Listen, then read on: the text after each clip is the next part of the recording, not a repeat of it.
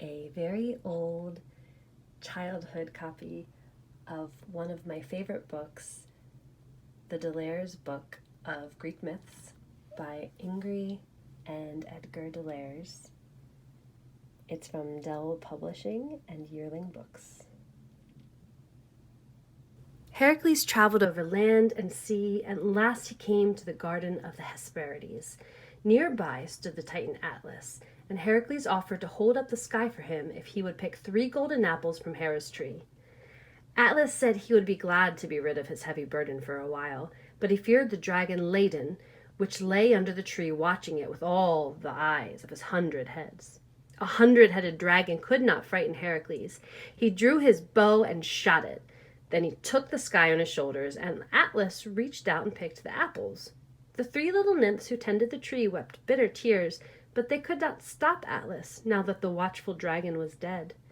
Heracles' knees started to buckle, so heavy was the weight of the sky. But Atlas stretched himself, enjoying his freedom. "I might as well take these apples to Eurystheus myself," said the Titan, and started to walk away. Heracles well understood that Atlas had no intention of ever coming back, but he pretended to agree. "Very well," he said. "Just hold the sky while I make a pad of my lion skin. The sky is hard on my shoulders." This sounded reasonable to Atlas. He put down the golden apples and braced himself against the vault of the sky. "Thank you for picking the apples," said Heracles, and hurried homeward. On his way to Mycenae, Heracles was stopped by the giant wrestler Antaeus. He lived in a hut beside the road and forced all travelers to wrestle with him. He was a son of Mother Earth and could not die as long as he touched her, so he always won, and had built his hut out of the skulls and bones of his victims. When Heracles threw the giant to the ground, thinking he was dead, but saw him springing up revived, he understood what was happening. Seizing Antaeus, he held him in the air until he had squeezed all life out of him. Heracles hurried on to Mycenae and gave the golden apples to Eurystheus. But Eurystheus did not dare to keep them. He gave them to Athena, who took them back to Hera's garden where they belonged. For his 12th labor, Heracles had to go to the underworld, capture Cerberus, the snarling 3-headed watchdog of Hades, and bring him to Mycenae. Heracles searched far and wide till he at last found an entrance to the underworld near Helios's evening palace, far to the west. Setting his face in a terrible scowl, he walked straight down to Hades. The fluttering souls trembled, and Hades himself was so frightened at the sight that he told him to take the dog, only please not to treat it too roughly. Cerberus growled and lashed out with his spiked tail, but Heracles threw his arms around him and squeezed him till the dog's 3 tongues hung out. Whining, Cerberus let Heracles drag him to the upper world and all the way to the gates of Mycenae. When Eurystheus saw the fearful hound, once again he dived into the urn and cowered there, not daring to make a sound. Heracles did not know what to do with the dog, so he dragged Cerberus all the way back down to Hades. Now Heracles was free. He had performed not only 10, but 12 labors. He had atoned for his sins, and Zeus was very pleased with his strong son. He was pleased with Hera too, for she had unknowingly helped Heracles win more glory and fame than any other hero on earth. Admired by everyone, Heracles traveled all over Greece, performing more heroic deeds and making many friends. But Hera, still relentless, again made him insane, and he swatted men down like flies. When he recovered his senses, he once more had to atone for his sins, and this time it was his father Zeus who meted out his punishment, seeing to it that there was no glory to be won. Zeus sentenced Heracles to serve for 3 years as a slave of Queen Omphale of Lydia. She dressed him in woman's clothes, and made the strongest man in the world sit at her feet, spinning and sewing with his huge hands, while she herself donned his lion skin and brandished his club. Heracles grumbled and groaned, but he did as he was ordered. When his 3 years at last were over, he had learned his lesson of humility. Again he performed heroic deeds, and his friends were glad to see him back.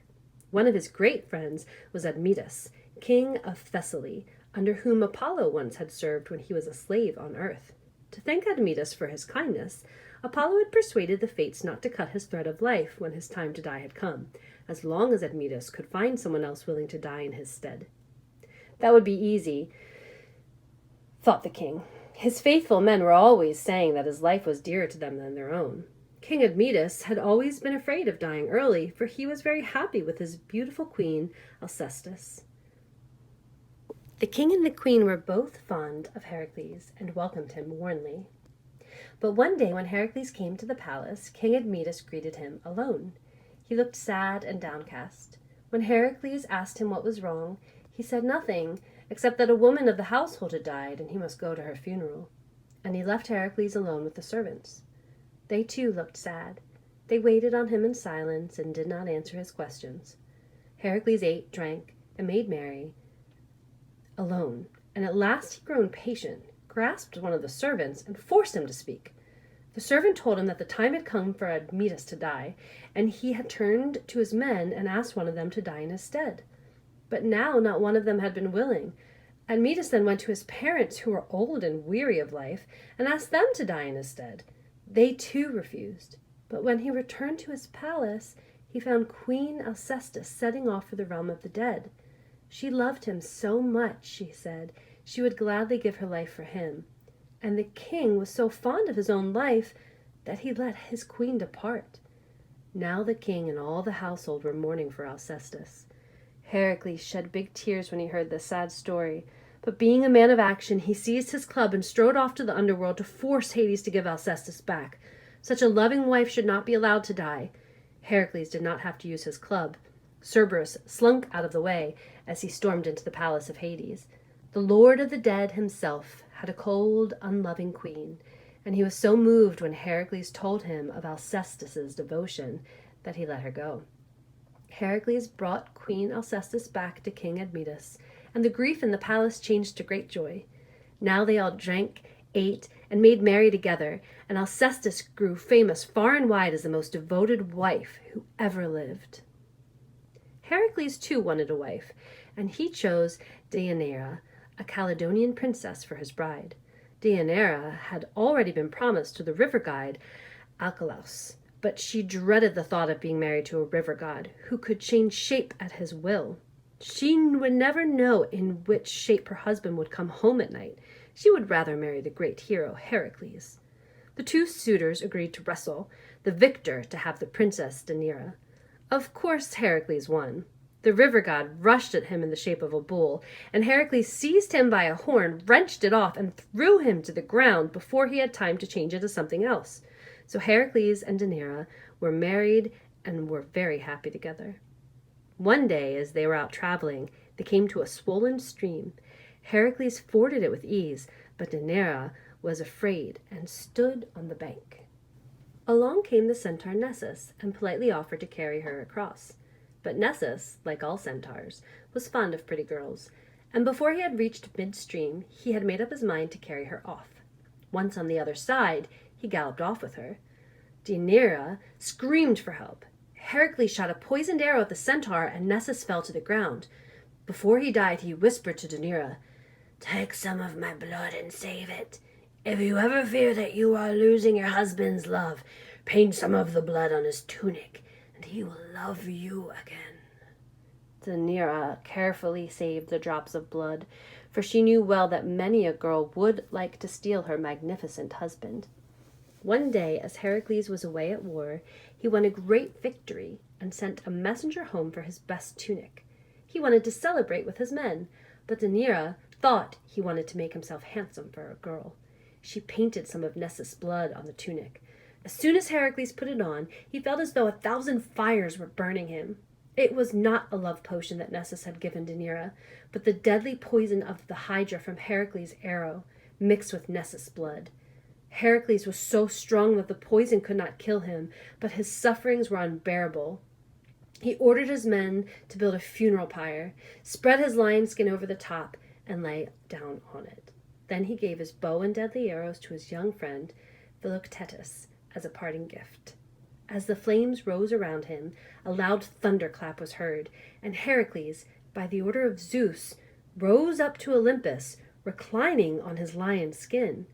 The gods all welcomed Heracles and were glad to have him with them, for the fates had predicted that Olympus would be attacked by a fearful enemy, and the Olympians could be saved only if the strongest man ever born fought by their side. The prediction soon came to pass.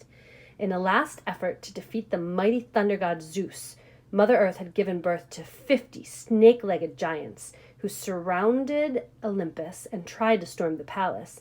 They seemed unconquerable, for, like Antaeus, whom Heracles had fought on earth, they sprang up again, revived as soon as they touched Mother Earth.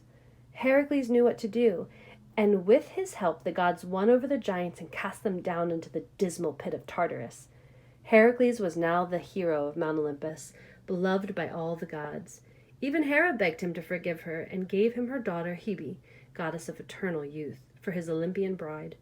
From then on Heracles lived in eternal bliss, forever a joy to the gods. His father Zeus was very pleased.